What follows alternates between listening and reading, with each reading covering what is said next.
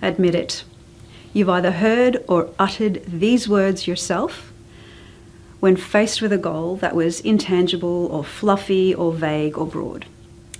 That's not measurable.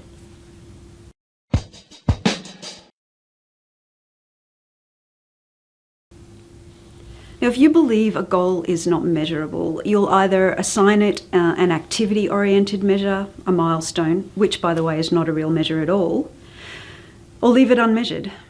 Then you'll move on to the next goal to see if that's easier to measure. Chances are it won't be measurable either. But don't give up so soon. I face this challenge with almost every client that I work with. The problem is not that your goal is not measurable. The real problem is that the language that was used to express that goal is not specific enough. It's probably full of weasel words, words that are typical management speak, words that can mean different things to different people in different contexts. This makes the goal become separated from the real sensory world in which it's supposed to manifest. Now, we have to be able to describe our achieved goal in real-world language. After all, if you don't know or can't detect what would be different if you achieved the goal, then what is the point of the goal in the first place?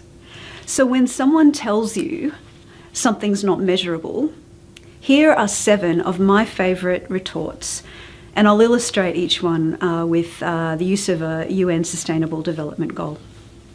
Question 1, if the goal were happening now, what would be different? The whole idea of a goal is to change something that matters no less. So what would be different after your goal's achieved?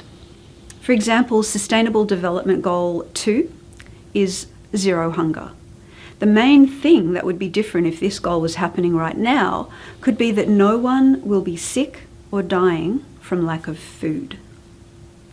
Question 2, how would you know if you've reached that goal or not? If you achieved the goal, what would you see? What would you hear? What could you touch that wasn't there before? Exactly how will you do the recognizing that would lead you to know that you'd reached the goal?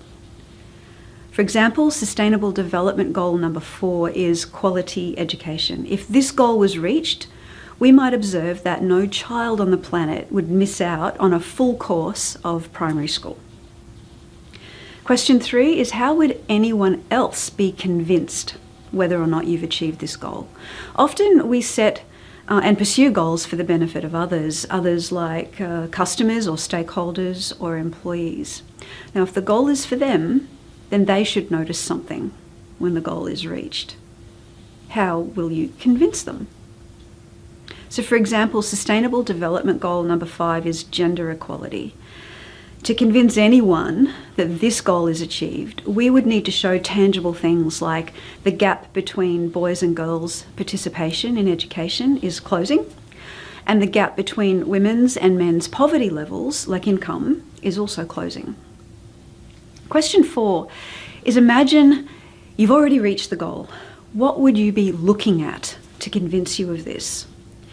Activate the visual power of your brain to bring to life the world after your goal's reached.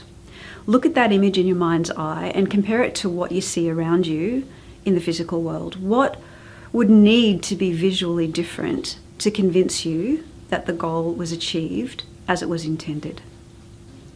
For example, Sustainable Development Goal 6 is clean water and sanitation. Look at photos of places in the world where people are carrying bottles of water that you can't see through, taking it home to drink. And now imagine those people pumping clear water that you can see through from a local well instead. Question 5 is, what exactly is this goal going to change or improve? If it's hard to get definitive answers to those first 4 questions, it might be worth backtracking a little and reflecting on the intention of the goal. Why did you set that goal? What needed to be improved? What state or situation or experience needs to be changed? And then return to those above 4 questions. For example, Sustainable Development Goal 14 is life below water. What about life below water? What do they want to change? Well, the goal is trying to keep the oceans clean of our rubbish, particularly plastic, so that marine life is more abundant. Question 6, what problem is this goal going to solve or fix? Another angle is to get in touch with that problem that you wish you didn't have, the problem that the goal is supposed to fix. So articulate the problem as though you were explaining it to someone that the problem affects. So for example, Sustainable Development Goal 15 is life on land. So what's the problem with life on land? The problem is that with all the deforestation and soil degradation, we're not going to be able to grow the nutrients that we need, and Earth's biodiversity, of which humans are a part, is threatened. Now, question 7, if you don't have this goal, what exactly are you or others going to miss out on? Is there an absence of something that this goal is going to create? Is there something you can't have now that this goal will give you? What is it that you wish you had that this goal can make a reality? So for example, Sustainable Development Goal 16 is peace, justice, and strong institutions. So too many people miss out on freedom, they miss out on peace and the ability to live without fear. So there are my 7 comebacks to the claim that a goal isn't measurable.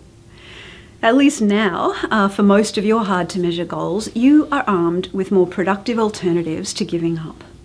So pull out these questions the next time that you hear those words. That's not measurable.